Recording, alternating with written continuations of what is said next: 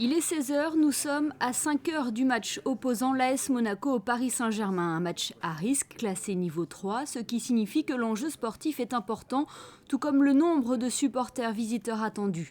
Les forces publiques de sécurité se sont réunies à la direction de la sûreté publique pour une réunion de préparation, et ce comme avant chaque réception au Stade Louis II, une réunion qui a toute son importance. Il est toujours très important, juste avant le match, de redéfinir les consignes et de bien caler les dispositifs, notamment des forces supplétives qui sont mises à disposition de la Principauté de Monaco, puisque nous avons pour ce match 2 compagnies de CRS et une force de la direction départementale de la sécurité publique, la compagnie départementale d'intervention, qui est donc employée et qui sera employée sur ce match. Cette réunion passe donc en revue les différentes phases du service d'ordre et s'attache à répartir les effectifs pour assurer la meilleure sécurité en principauté et aux abords du stade. Pour ce choc face au Paris Saint-Germain, plus de 800 supporters parisiens sont attendus. Une arrivée échelonnée et non groupée, car depuis 2010, le club parisien a mis en place un nouveau plan de sécurité qui rend les déplacements plus sûrs. En plus de sa place, chaque visiteur doit montrer sa pièce d'identité. Une fouille minutieuse est également organisée pour éviter toute intrusion dans les tribunes de fumigènes, de pétards ou de briquets pour les allumer. Un chien de détection de la direction départementale de la sécurité publique de la région est aussi mis à contribution.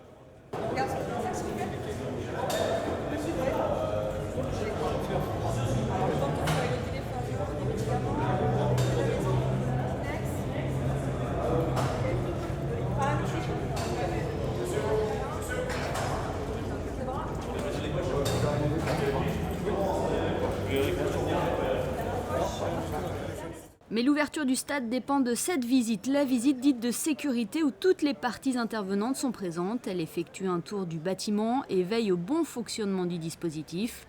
18h45, les supporters parisiens, tout comme les supporters monégasques, arrivent au fur et à mesure. Plus de 16 000 personnes sont attendues pour cette rencontre aujourd'hui. Nous chanterons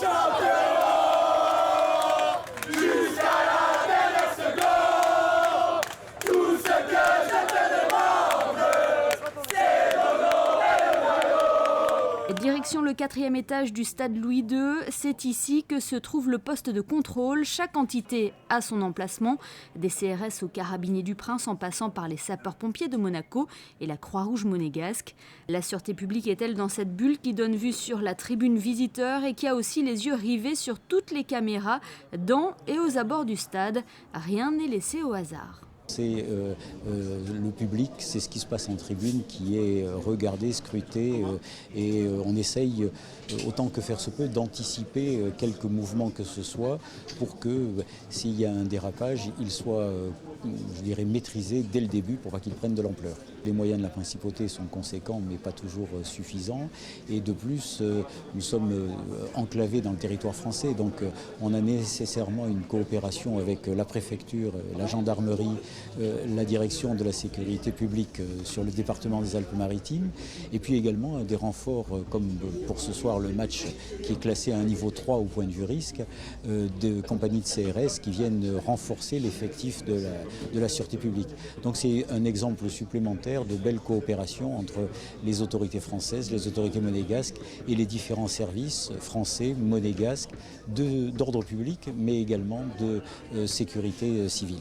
Une fois le coup de sifflet final donné, la soirée est loin d'être terminée pour toutes les autorités. Tout est là encore méthodique. Il faut tout d'abord vider le pesage monégasque pour ensuite libérer les visiteurs. Et pour des questions évidentes de sécurité, les supporters parisiens doivent rester parqués 10 minutes après la rencontre dans leur tribune. Il faut également gérer le flux de circulation de toutes les voitures qui veulent rejoindre notamment l'autoroute A8. Un peu plus d'1 heure après la fin de la rencontre, les différents accès de la principauté sont fluides. Fin de journée pour toutes les équipes qui remettront ce dispositif en place pour le prochain match au Stade Louis II.